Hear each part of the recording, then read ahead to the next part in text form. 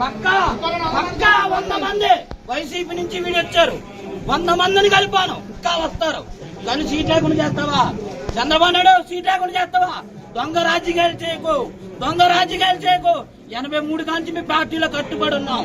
మూలారెడ్డి గారి కాంచి మా నాన్నగారు అయ్యం కానించి ఉన్నాం పార్టీలో కట్టుబడి. కానీ మోసం చేస్తావా? దొంగ రాజకీయాలు చేయకు. అనపర్తిలో నువ్వు ఎల్లకుండా చేయడానికి ప్లాన్ చేశారు, కానీ కార్యకర్తలు మాట్లాడినాం. నీ పోలీసులు కూడా సహకరించలే. మీ కార్యకర్తలు నడిపించారు, కానీ మేమున్నాం. మీటింగ్ జరిపించాం, జరిగింది. అనపర్తి కట్టేట చూపించాం, నల్లమిల్లి కట్ట. వద్దు, ఇంకా దొంగ రాజకీయాలు వద్దు. క్లిష్టమైన పరిస్థితులు కానీ చూసిన తర్వాత నేను ఈ రాజకీయాలకి దూరంగా ఉండాలని ఎప్పుడూ నిర్ణయం చేసుకోవడం జరిగింది. ఏ రోజు కూడా మూలారెడ్డి గారు రాజకీయాల్లో ఎమ్మెల్యేగా ఉన్నా నేను ఏనాడు రాజకీయాల్లో జోక్యం చేసుకోలేదు. ఎన్నికల వరకు పరిమితమై ఎన్నికలు అయిన తర్వాత నా కార్యక్రమాలు నేను నిర్వహించుకోవడం జరిగింది. అలాగే 52 సంవత్సరాలుగా ఇక్కడ ఈ నియోజకవర్గంలో తెలుగుదేశం పార్టీ కానీ అంతకుముందు కానీ మూలారెడ్డి గారు ప్రముఖ పాత్ర వహిస్తున్నా మా కుటుంబ సభ్యులు అంటే మా తల్లి గారు కానీ మిగిలిన కుటుంబ సభ్యులు కానీ ఎప్పుడు ఏ విషయాన్ని జోక్యం చేసుకోవాలి. ఆయన నిర్ణయమే అంతిమ నిర్ణయం.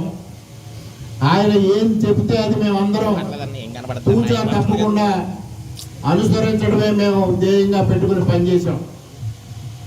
అటువంటి సమయంలో 2009 ఎన్నికల్లో అనపర్తి నియోజకవర్గంలో ఘోరంగా ఓటమి చెందడం, తెలుగుదేశం పార్టీ కకావికలం అయిపోతున్న పరిస్థితుల్లో అనపర్తిలో గ్రామ పంచాయతీ ఎన్నికలు రావడం జరిగింది. ఆనాటికే మనకి ఇప్పుడు మనలో జాయిన్ అయిన కృష్ణారెడ్డి గారు, ఆదినారాయణ రెడ్డి గారు, చిన్నాన్న గారు, సుబ్బారెడ్డి గారు వీళ్ళందరూ కూడా తెలుగుదేశం పార్టీని వదిలిపెట్టి కాంగ్రెస్ పార్టీలో చేరిపోవడం జరిగింది. అటువంటి పరిస్థితుల్లో అక్కడ ఏ విధంగా పోటీ చేయాలో తెలియని పరిస్థితి ఏర్పడినప్పుడు మొట్టమొదటిసారిగా మూలారెడ్డి గారి మొహంలో నిరాశ చూసంటే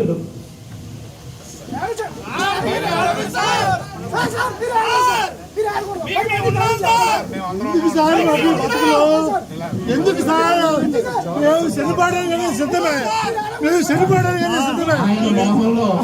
ఆయన మొహంలో నిరాశ చూడలేక ఆయన మొహంలో మరలా ఆనందం చూడాలని నేను ఆ రోజు అనపర్తిలో ఏ విధంగా అయినా తెలుగుదేశం అభ్యర్థిని పెట్టాలి అని ఏకగ్రీవంగా గ్రామ పంచాయతీ ఎన్నిక జరగకూడదని. Please subscribe .news.